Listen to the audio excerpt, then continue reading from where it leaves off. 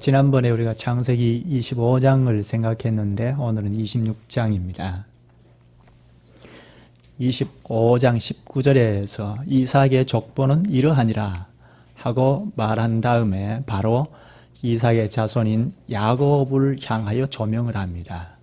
이것이 창세기를 기록한 한 방식입니다. 지난 시간에 창세기를 기록한 방식을 한두 가지 생각을 했는데요. 하나 수정할 것이 있습니다. 제가 왜 그렇게 했나 싶은데 톨레도트, 족보라는 말 10가지 족보로 기록되었다 했는데 10가지보다는 10번의 족보로 기록되는 것이 창세기입니다. 10번의 족보로 쭉 이어가는 것이 창세기의 기록 방식입니다. 가지라고 해도 크게 벗어난 건 아니지만 그러나 10번의 족보로 창세기가 기록이 됐다 하는 점을 생각하면 좋겠습니다. 그리고 오늘 또 하나는 누구의 족보는 이러하니라 하고 바로 그 사람의 자손의 조명을 해서 기록한다는 것을 생각하면 좋겠습니다. 이게 창세기 기록 방식인데요. 우리가 지금까지 아브라함의 행적을 길게 보지 않았습니까? 11장 27절에 보면 데라의 자손은 이러하니라, 데라의 족보는 이러하니라 하는데, 그리고 데라에 대한 이야기는 잠깐 하고 바로 데라의 자손인 아브라함에 대한 이야기를 길게 하지 않습니까? 그것처럼 25장 19절에도 이삭의 족보는 이러하니라 하고 이삭의 이야기는 잠깐 하고 오늘 26장에서 하고 그리고 야곱에게 조명을 해서 35장까지 끌고 나갑니다. 이게 창세기 기록하는 방식인데요. 그 사이에 야곱을 조명하고 있는데 그 사이에 이삭에 대한 이야기를 오늘 26장에서 잠깐 하고 27장에도 합니다만, 따라서 이 26장은 이삭의 전 생애를 아주 집약적으로 잘 표현했다고 할 수 있습니다. 이삭의 인간성도 알 수 있고 그 생애의 특징을 잘 알 수가 있습니다. 오늘 1절에 보면 이삭이 흉년이 들어서 그랄로 내려갔다고 합니다. 블레셋 지역인 그랄로 내려갔다고 하는데요. 2절에 보면 하나님께서 그 약속의 땅을 떠나지 말아라, 애굽으로 내려가지 말아라 합니다. 아마 큰 흉년이 들었으니까 애굽으로 내려갈 가능성이 있었던 것 같습니다. 그래서 하나님께서 애굽으로 내려가지 말아라 하는데요. 보면 2절을 좀 볼까요? 여호와께서 이삭에게 나타나 이르시되 애굽으로 내려가지 말고 내가 내게 지시하는 땅에 거주하라. 그랄 땅에 그대로 있으라는 말인데, 그랄 땅도 약속의 땅의 영역에 속하는 것입니다. 그러니까 약속의 땅을 떠나지 말아라 하는 말입니다.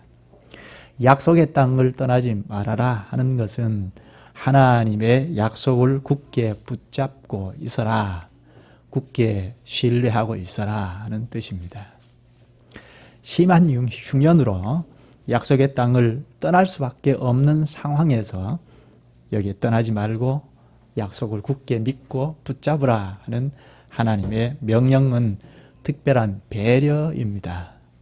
아니, 흉년으로 지금 죽을 지경인데 무슨 약속인가 할 수 있습니다.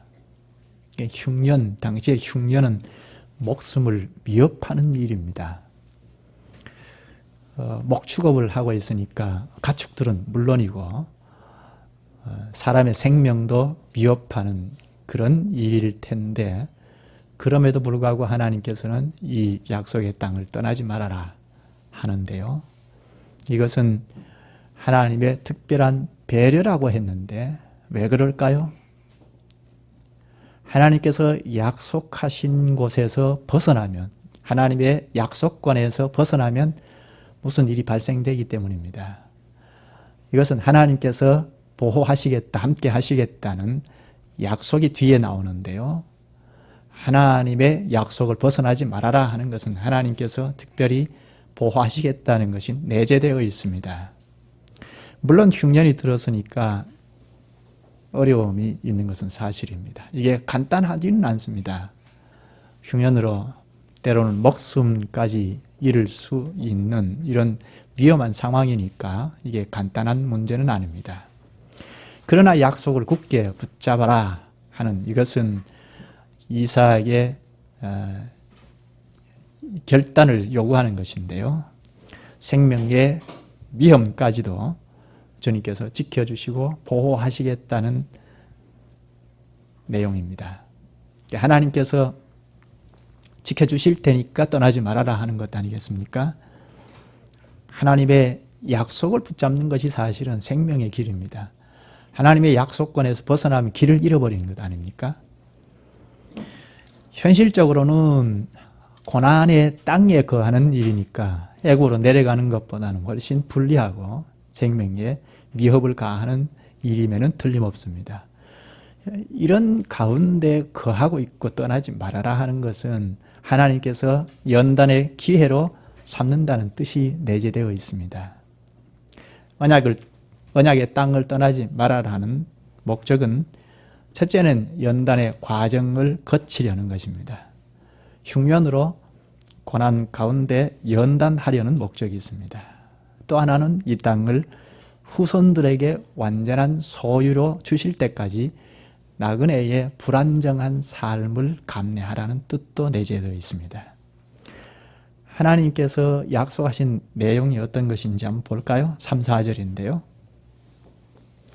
이 땅에 거류하면 내가 너와 함께 있어 내게 복을 주고 내가 이 모든 땅을 너와 내 자손에게 주리라. 내가 내 아버지 아브라함에게 맹세한 것을 이루어.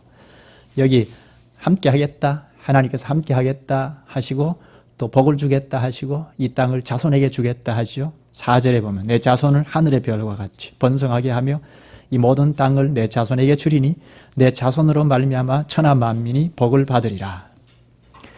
흉년 때문에 닥친 시련 중에서 주신 하나님의 이 약속은 이삭에게 큰 용기와 위로를 더해 줄 것입니다.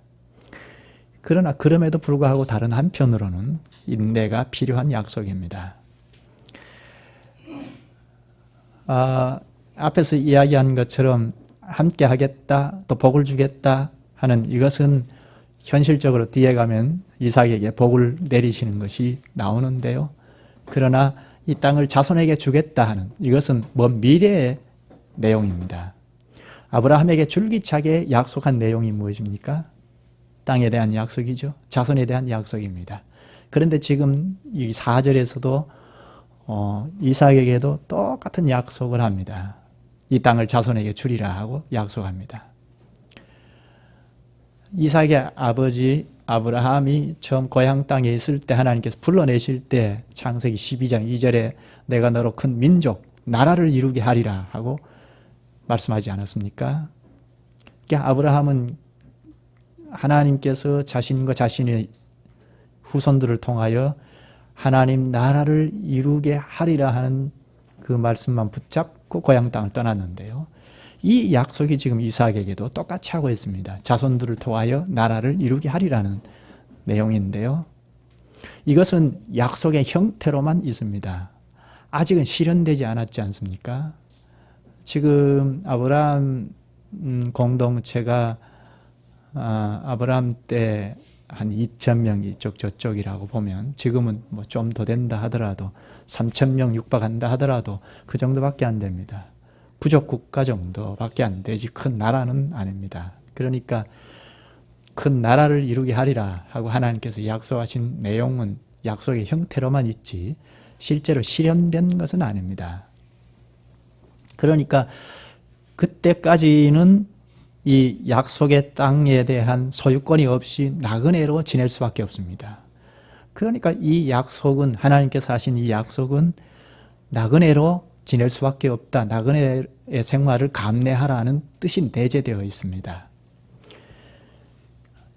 이렇게 비록 이 약속은 실현되지 않았고 먼 후일에 하나님께서 정하신 때 이루어질 것입니다. 그러나 반드시 이루어질 것이므로 그 실현과 완성을 바라보고 소망하는 가운데 살아라 하는 뜻도 내재되어 있습니다. 그런데 히브리서 11장을 참고해 보면 이 땅에 대한 약속은 장차 이스라엘 백성들이 출애굽해서 가나안 땅에 정복해 들어갔을 때 비로소 이루어지는 그 땅에 대한 소망이기도 하지만 또 하늘나라를 본향으로 삼고 기대했다는 것을 생각하면 하늘나라에 대한 하늘나라를 내다보고 한 약속이기도 합니다. 그렇다면 이 세상의 온갖 위험과 핍박에 노출된 불안정한 이 삶, 나그네의 이 삶은 하나님 나라가 궁극적으로 완성될 때까지 이삭은 또 당시의 족장들은 그리고 오늘날 모든 성도들에게 계속될 수밖에 없다는 뜻이기도 합니다. 나그네의 삶은 영원한 본향에 이를 때까지는 이 땅에 있는 성도들에게는 끊임없이 계속될 수밖에 없다는 것입니다. 그러나 이런 나그네의 삶은 어려움과 환난이 있는 것은 사실이지만 그 중에서도 하나님께서 함께 하겠다, 복을 주겠다 하는 이 말씀대로 이 땅에서 하나님의 함께 하심과 복을 누리는 사실도 같이 있다는 것입니다. 여기 하나님께서 함께 하셔서 축복하신다는 이 말씀이 26장에 반복이 되는데요. 3절에 있고 24절에 있고 28절에도 비슷한 말씀이 있습니다. 따라서 이 땅에 나그네로 살아가는 성도들은 두 단계의 이 갈등 구조 가운데 살고 있다고 볼 수 있습니다. 이미 하나님께서 약속하신 사실이 실현되고 있다는 이것과 그러나 아직 완전한 성취는 저 하늘나라 본향을 두고 있다는 이 두 단계의 갈등 구조 안에 있는 것이 성도의 삶입니다. 이것이 이삭의 생애의 특징이고 당시 족장들의 삶의 특징인데 그들은 천국의 은혜를 이미 누리는 가운데서 그 나라의 완전한 실현을 바라보고 소망하는 삶을 살게 되었습니다. 이삭은 믿음의 사람입니다. 하나님께서 하신 장차 이 땅을 주리라 하신 약속을 믿고 그랄 땅에 거주하게 됩니다. 애굽으로 내려가지 않습니다. 이것은 대단한 믿음입니다.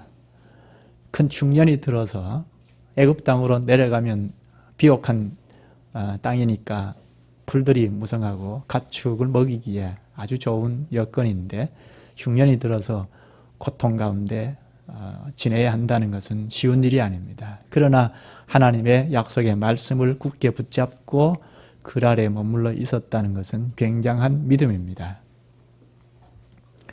그런데 이 그랄 땅 역시 하나님을 경외하는 사람들이 아닌 땅이라 위험한 것은 마찬가지입니다. 그래서 그곳 사람들이 아내 리브가에 대하여 묻자 이삭은 나의 누이라고 거짓말을 합니다. 7절을 한번 볼까요? 그곳 사람들이 그의 아내에 대하여 물음에 그가 말하기를 그는 내 누이라 하였으니 리브가는 보기에 아리따움으로 그곳 백성이 리브가로 말미암아 자기를 죽일까 하여 그는 내 아내라 하기를 두려워함이었더라. 이삭이 리브가를 아내라고 말하기를 두려워한 것은 여기 보니까 리브가는 보기에 아리따움으로 그곳 백성이 리브가 때문에 자기를 죽일까 두려워했다고 합니다. 자기 신변 안전을 걱정하고 있습니다. 리브가는 안중에도 없죠. 이 이삭은 아버지 아브라함과 똑같은 실수를 범합니다. 아마 이삭도 들어서 알고 있었을 것입니다. 아브라함도 여기 그랄 지역에 와서 아내 사라에 대해서 누이라고 속인 일이 있었지 않습니까? 그래서 아비멜렉으로부터 호되게 질책을 당했는데요. 근데 이삭이 지금 똑같은 실수를 범하고 있습니다. 왜 이런 실수를 범하는 것일까요? 분명히 아버지에게 자라면서 내가 이러이러한 일이 있었는데 큰 일을 당할 뻔했다 하고 이야기를 들어서 어머니에게나 이야기를 들어서 알았을 텐데, 그런데도 이삭이 아버지가 잘못한 일을 똑같이 하고 있습니다. 무엇 때문인가요? 하나님을 경외하는 성도라 하더라도 막상 생명에 위험이 닥칠 때 스스로 이겨내는 것이 어렵다는 것을 단적으로 보여주고 있습니다. 사람 별 수 없습니다. 이것이 우리의 모습입니다. 성령을 철저히 의지하고 나가지 아니하면 어떤 위기 앞에 도달하면 본능적으로 행합니다. 악한 본성을 따라 움직이죠. 하나님께서 아내와 자신을 지켜주실 것이라 함께 하겠다, 복을 주겠다는 약속을 하지 않았습니까? 그런데 그렇다면 하나님께서 지켜주실 것이라는 믿음을 발휘할 수 있었을 텐데 그렇지 못했습니다. 약속을 굳게 붙잡아라 하셨으나 위기 앞에서 그만 실수를 범합니다. 나그네로 살아가는 공동체의 족장으로서 늘 신변의 위협을 느껴야 했던 이삭과 족장 시대의 모든 이들의 고달픈 현실을 반영하고 있습니다. 아브라함 때도 또 이삭 때도 신변의 위험에 노출되어 있는 현실을 우리에게 보여주고 있습니다. 그럼에도 불구하고 동시에 하나님의 언약의 확증을 받고도 당장 현실적인 위험 앞에서 이삭은 자기 안전에 위험을 느끼자 그만 거짓말을 해버리는 불신앙을 볼 수 있습니다. 이제 상당한 기간이 지난 후 블레셋 왕 아비멜렉은 창밖을 내다봅니다. 그런데 이삭이 디브가를 껴안고 있는 것을 보게 됩니다. 그게 8절인데요. 거짓말은 언젠간 들통이 나죠. 아, 그것이 아니구나. 아비멜렉이 알았을 것 아닙니까? 부부인 거구나 하는 것을 알았을 것입니다. 거짓말 금방 들통 나는데도 우리가 거짓말하죠. 9절을 볼까요? 거짓이 들통이 나자 이에 아비멜렉이 이삭을 불러 이르되 그가 분명히 내 아내거늘 어찌 내 누이라 하였느냐. 그러자 이삭이 그에게 대답하되 내 생각에 그로 말미암아 내가 죽게 될까 두려워하였음이로라. 얼마나 자기중심적입니까? 내가 죽게 될까 두려웠다 합니다. 자기밖에 모르죠. 이게 우리의 모습입니다. 목숨을 딱 위협하면 그 순간에는 자기밖에 모릅니다. 우리가 평안할 때 신앙을 돈독히 가진 것처럼 폼 잡고 있지만 생명의 위협을 딱 가하면 자기밖에 모릅니다. 아비멜렉이 호되게 책망을 합니다. 10절에 아비멜렉이 이르되 내가 어찌 우리에게 이렇게 행하였느냐. 백성 중 하나가 내 아내와 동침할 뻔하였도다. 내가 죄를 우리에게 입혔으리라. 아비멜렉이 이삭보다 훨씬 더 낫죠. 여러분, 이것을 광야로 나온 이스라엘 백성들에게 하신 까닭이 무엇일까요? 오늘 우리에게 이것을 말씀하시는 까닭은 무엇일까요? 지금 이방인이라도 신실한 자는 장차 믿는 우리보다 더 의로운 백성이 될 수 있음을 암시하는 내용입니다. 아비멜렉이 이삭보다 훨씬 더 낫지 않습니까? 이게 자리가 완전히 바꾸어졌죠. 아비멜렉이 이삭을 질책하면서 왜 우리를 범죄에 빠뜨리느냐 하지 않습니까? 이삭은 불신의 자리에서 거짓말을 해버리고 자기 생명을 지키고자 아주 자기중심적으로 돌아선, 이게 자리를 완전히 바꾸지 않았습니까? 이것은 우리에게 말하는 것, 그리고 광야로 나온 이스라엘 백성들에게 말하고자 하는 것은 무엇일까요? 우리도 별 수 없다는 것입니다. 저 이방인이라고 우리가 깔보지 말아라는 것입니다. 그들도 하나님의 은혜를 누리고 의로운 자리에 들어오면 우리보다 더 나을 수 있다는 것입니다. 우리가 신앙생활을 오래 하면 자칫하면 선민주의에 빠져서 이방인들을 깔보기 쉽습니다. 은연중에 그럴 수 있습니다. 신앙생활을 이제 컷하는 사람들 그렇지 않지만 오래도록 신앙생활을 해온 사람들은 은연중에 몸에 배어서 선민주의에 빠져 있습니다. 그래서 불신자들을 아주 우습게 생각하고 나는 하나님을 믿는 사람이다 하고 그렇게 선민주의에 빠져서 생각조차도 아주 협소해질 수 있습니다. 그렇지 않습니다. 우리보다 더 나을 수 있습니다. 먼저 된 자가 나중 될 수 있습니다. 불신자가 언제든지 신자로 돌아서면 우리보다 더 의로운 사람이 될 수 있습니다. 그러니까 불신자를 볼 때 우습게 보기보다는 전도의 대상으로 보는 것이 옳죠. 언젠가 우리보다 더 의로운 사람이 될 수 있습니다. 내가 우리에게 죄를 입혔다 하는 아비멜렉의 질책은 오늘 우리가 들어야 할 내용이죠. 그뿐입니까? 질책한 다음 아비멜렉은 서둘러 백성에게 명령을 합니다. 11절에 보면 아비멜렉이 이에 모든 백성에게 명하여 이르되 이 사람이나 그의 아내를 범하는 자는 죽이리라 하였더라.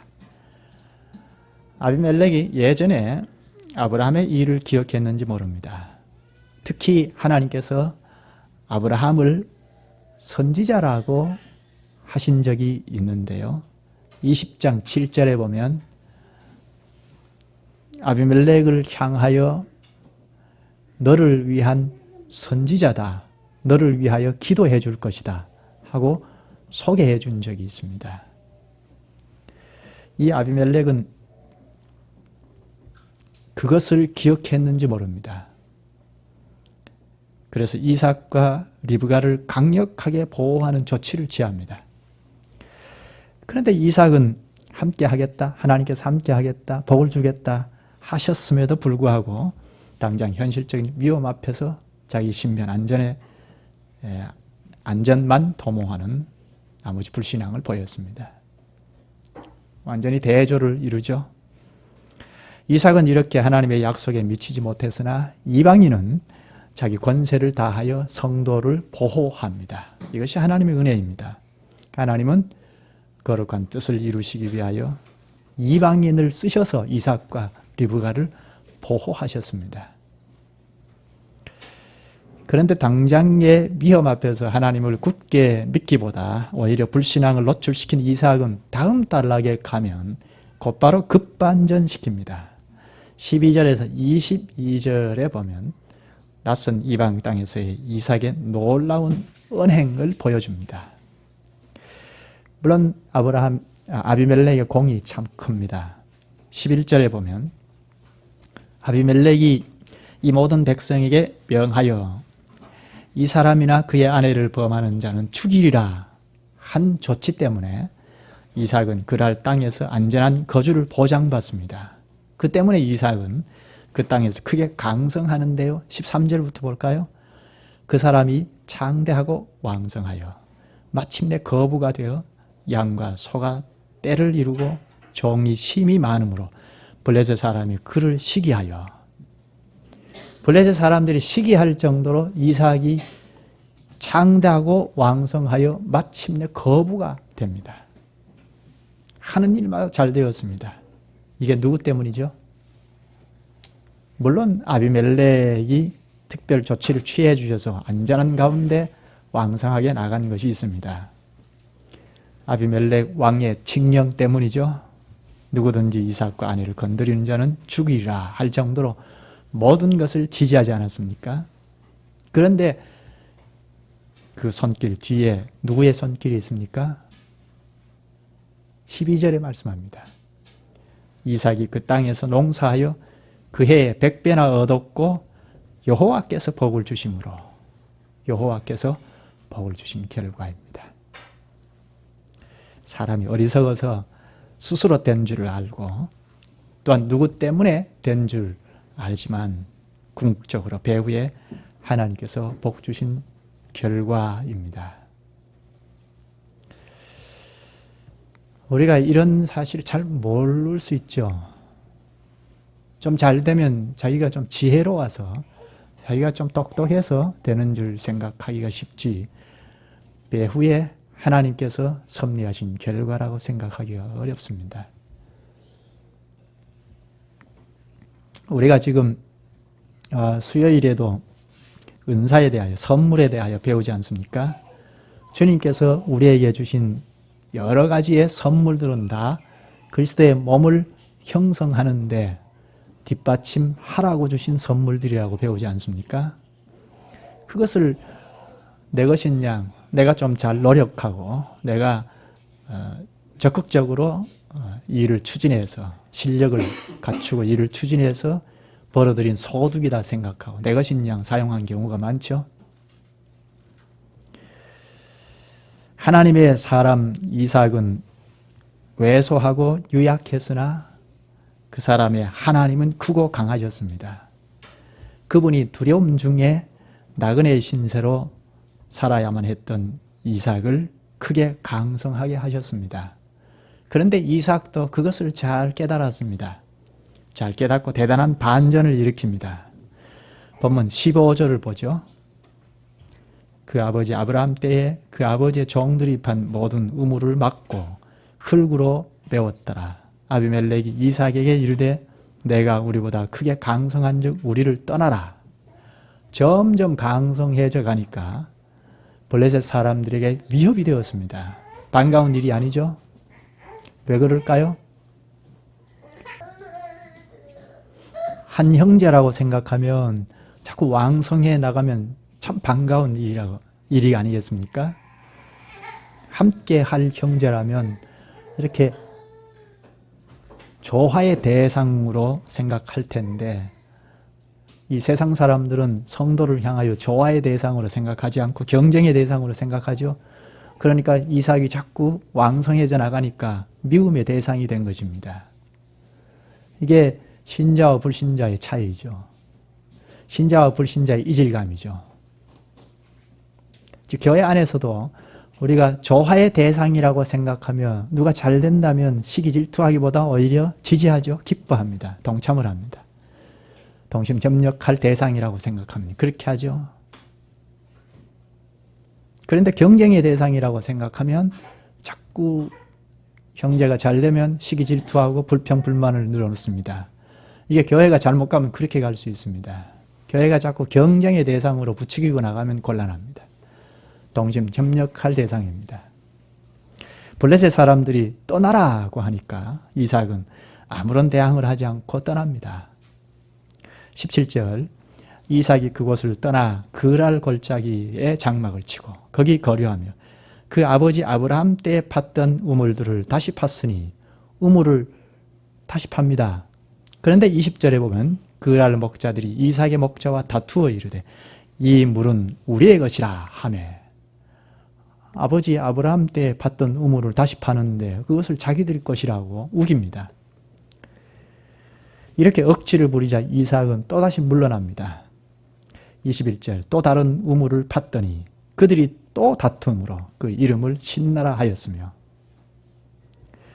22절 이삭이 거기서 또다시 옮기죠. 다른 우물을 팠더니 그들이 다투지 아니하였으므로 그 이름을 르호봇이라 하여 이르되 이제는 여호와께서 우리를 위하여 넓게 하셨으니 이 땅에서 우리가 번성하리로다 하였더라. 우물을 둘러싼 분쟁이 아주 잦았죠. 당시에 우물은 비가 오지 아니하는 건기 시기가 있기 때문에 생명의 젖줄과도 같습니다. 특히 유목민들에게는 목숨을 건 전쟁도 행하고 그렇게 우물을 지키고자 합니다. 그런데 이삭은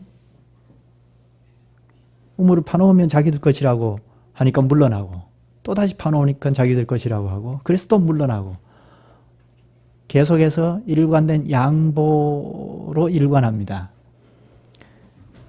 그렇게 하자 결국은 그들도 더 이상 시비를 걸 수 없게 만들었습니다. 이게 성도의 승리이죠. 성도는 신령한 싸움을 싸우는 것이지 육신의 정욕으로 싸우는 것이 아닙니다. 성질이 강한 사람은 성질대로 싸우려고 하는 경우가 많지 않습니까? 그게 우리의 모습이고 나의 모습인데요. 그러나 신령한 싸움을 싸우는 것입니다. 이삭이 그런 자세를 명확하게 취하고 있습니다. 신령한 싸움은 때로는 양보를 하는 거죠. 한두 번이 아니고 꾸준히 손해보는 것입니다. 이삭이 그런 태도를 취했습니다. 손해만 보고 마는 이삭에게 하나님께서 찾아오십니다. 23절, 이삭이 거기서부터 브엘세바로 올라갔더니 그날 밤에 하나님께서 그에게 나타나 전날에 하신 언약을 하나님께서 재확증해 주십니다.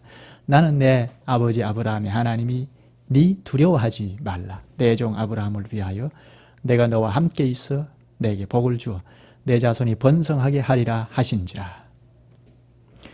여기 하나님께서 두려워하지 말라 하신 것을 보면 아마 이삭이 나그네의 삶이니까 아직 거기에 거주지로 가나안 땅을 얻은 지역이 없으니까 나그네지 않습니까? 나그네로 사니까 이삭의 그 심정을 하나님께서 잘 헤아려 보신 것 같습니다. 나그네로 산다는 것은 위험 부담을 늘 안고 사는 것 아니겠습니까? 여기 나는 내 아버지 아브라함의 하나님이 두려워하지 말라. 내 종 아브라함을 위하여 내가 너와 함께 있어 내게 복을 주어 내 자손이 번성하게 하리라 하신지라. 앞에서 약속한 것을 재확증하죠. 함께 하겠다, 복을 주겠다, 자손을 번성하게 하겠다, 하나님 나라를 이루게 하겠다 하신 이것이 약속을 이미 하신 건데 다시 재확증해 주십니다. 블레셋의 이유 없는 시비와 억지에 밀려나기만 한 이삭은 낙심과 좌절에 빠졌을 것입니다. 그때 하나님께서 찾아오셔서 언약을 재확증해 주십니다. 큰 위로를 받았을 것입니다. 이것은 이삭의 믿음을 견고하게 하시기 위함입니다. 그래서 이삭은 제단을 쌓고 예배를 드립니다. 25절에 이삭이 그곳에 제단을 쌓고 여호와의 이름을 부르며 거기 장막을 쳤더니 이삭의 종들이 거기서도 우물을 팠더라. 하나님께서 자신을 나타내시고 그리고 약속을 거듭하신 곳마다 제단을 쌓고 예배하며 살았던 선대 아브라함과 똑같이 이삭도 하나님께서 나타나셔서 언약을 재확증해 주시자 거기서 예배를 드립니다. 그리고 그곳에 장막을 치고 우물을 파고 거주할 준비를 합니다. 이것이 참 성도의 삶의 모습입니다. 시비하면 대항하지 않고 피하고 또 시비하면 또 피하고 피합니다. 결국 하나님께 예배하는 것입니다. 하나님께 예배하는데 장애를 입지 않으면 되지 않습니까? 그 어떤 것으로도 예배하는 일에 장애를 입지 않으면 다 양보하고 맙니다. 이것이 참 성도의 모습 아닙니까? 예배하면 되잖아요. 예배 장애를 입지 않으면 되잖아요. 하나님과 동행하면 되지 않습니까? 26절에 아비멜렉이 그 친구 아우삿과 군대 장관 비골과 더불어 그랄에서부터 이삭에게로 온지라. 완전히 반전이 되죠. 이삭에게 그랄을 떠나라 하고 명했던 아비멜렉 아닙니까? 그런데 그 왕이 친구 아우삿과 군대 장관 비골과 함께 와서 이삭에게 화해를 청합니다.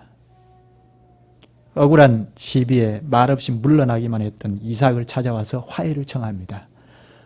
완전히 역전이 됐죠. 이게 참 성도가 맛보는 승리입니다. 이들이 왜 이렇게 와서 화해를 청할까요? 무엇 때문에 화해를 청합니까? 28절을 볼까요? 그들이 이르되 여호와께서 너와 함께 계심을 우리가 분명히 보았으므로 여호와께서 너와 함께 계심을 우리가 분명히 보았다. 우리의 사이 곧 우리와 너 사이에 맹세하여 너와 계약을 맺으리라 하였노라. 여호와께서 너와 함께 하심을 우리가 분명히 보았다. 화친좌약을 맺자 하죠. 하나님의 함께 하심과 축복은 이방인에게 시기와 다툼을 불러일으키기도 했지만 그러나 반대로 하나님 함께 하심 또 하나님께서 복을 주시는 이것이 이방인들이 가까이 다가오게 하는 기여도 한 것입니다. 블레셋 사람들은 하나님께서 함께 하시고 축복하시는 이삭에게서 이질감을 느끼고 시기하며 배척하기도 했습니다. 떠나버리라 하고 배척했습니다. 동시에 두려움과 부러움을 느끼고 화해를 청하기도 합니다. 이것이 세상 사람들이 성도를 향해서 취하는 태도입니다. 양면이 있습니다. 이삭은 아브라함과 맺은 맹약을 깨뜨린 블레셋의 화해 요청을 받아들여 그들과 다시 맹약한 다음에 그들로 평안히 떠나게 했습니다. 불신자들은 성도를 대할 때 항상 이렇게 친화하자 하기도 하고 배척하기도 합니다. 따라서 우리는 우리 스스로 이방인들과 타협점을 찾아서 나가려고 하는 것보다는 하나님과 함께하고 하나님 앞에 예배하고 하나님의 백성으로 자태를 취하는 것이 가장 중요합니다. 하나님의 백성으로 하나님과 함께하며 동행하는 삶을 명확하게 취할 때 이방인들이 배척하기도 하고 가까이 오기도 합니다. 32절에 보면 그날의 이삭의 종들이 자기들이 판 우물에 대하여 이삭에게 와서 알리어 이르되 우리가 물을 얻었나이다 하매 그가 그 이름을 세바라 한지라. 그러므로 그 성읍의 이름이 오늘날까지 부엘세바더라. 부엘세바는 맹세 우물인데요. 21장 31절에 보면 아브라함에게 아비멜렉이 찾아와서 화친 조약을 맺습니다. 맹세 우물 앞에서 화친 조약을 맺는데요. 거기서 부엘세바라는 이름이 나왔는데요. 이삭도 역시 이 아비멜렉이 와서 맹세 조약을 한 그 자리에서 부엘세바라, 맹세 우물이라 합니다. 이렇게 아브라함 세대에도 이삭의 세대에서도 블레셋과의 맹약을 증거하는 장소가 되었습니다. 26장에서 이삭의 인간성을 잘 볼 수 있죠. 이삭은 우리와 똑같은 약점이 있는 사람입니다. 그래서 신변 안전에 위험을 느끼자 큰 실수를 범하고 맙니다. 이게 우리와 똑같습니다. 우리도 목숨을 위협하면 자기 살고 보죠. 예외가 없을 겁니다. 이렇게 우리가 하나님 앞에 선 우리의 모습은 초라합니다. 여지없이 우리 중심적으로 돌아설 수밖에 없는 존재입니다. 그런데 우리가 볼 것은 이삭이 언약민이라는 것입니다. 하나님께서 언약에서 벗어나지 아니하는 이삭을 함께 하시고 복을 내리신다는 것입니다. 함께 하겠다, 복을 주겠다 하는 것을 실현시키지 않습니까? 언약의 계승자인 이삭과 같이 언약의 계승자의 자리에서 벗어나지 아니하면 길을 잃지 않습니다. 하나님이 함께 하십니다. 복을 주십니다. 비록 인간적인 약점을 가진 자라 하더라도 하나님께서는 풍성한 복을 내리십니다. 이방인들조차도 인정할 수밖에 없는 번영과 평안을 누리게 하십니다. 이것은 무엇을 말합니까? 성도에게 비록 약점이 있을지라도 이방인들도 부러워할 만큼 화친하자 할 만큼 다가와서 화친하자 할 만큼 큰 복을 내리시는 까닭이 무엇인가요? 구원의 백성으로 살아가는 이 땅의 삶이 비록 피곤하고 고단한 삶은 분명합니다. 그러나 단지 죄인의 신분에서 의인의 신분, 성도의 신분으로 바뀌는 영적인 지위만 허락하는 것이 아닙니다. 우리의 현실적인 축복까지 포함하고 있음을 우리에게 가르쳐 줍니다. 그리하여 실로 이 땅에 질거해지신 우리로 하여금 이 땅에서의 하나님의 충만한 축복과 아울러 영원한 복락이 예비된 천국을 향한 벅찬 희망을 갖게 합니다. 여기까지 할까요? 기도하시죠. 자비하신 주님, 저희는 참으로 연약한 죄인이라 자기중심적일 수밖에 없고 저희 신변 안전에 위협이 오면 여지없이 거짓을 행하고 죄 짓는 대로 빠지고 자기 살고자 하는 대로 돌아서 버리는 존재이옵나이다. 이런 저희를 데려다가 마치 실수하는 이삭을 들어 올려서 흥하도록 하심으로 적들도 와서 고개를 숙이고 여호와께 영광 돌리게 하신 것처럼 주님께서 하시는 분이시옵나이다. 미련한 저희는 이런 주님의 은혜를 볼 때마다 저절로 고개를 숙이며 주님을 위하여 찬송하고 주님을 섬기고 주님의 거룩한 교회를 위하는 일이면 무엇이든지 다 드리려는 심정을 갖게 하시옵나이다. 이런 주님의 크신 은혜를 항상 크게 전면에 두고 감사의 선행을 행하는 저희들이 되기를 원하옵나이다. 예수님의 이름으로 기도하옵나이다. 아멘.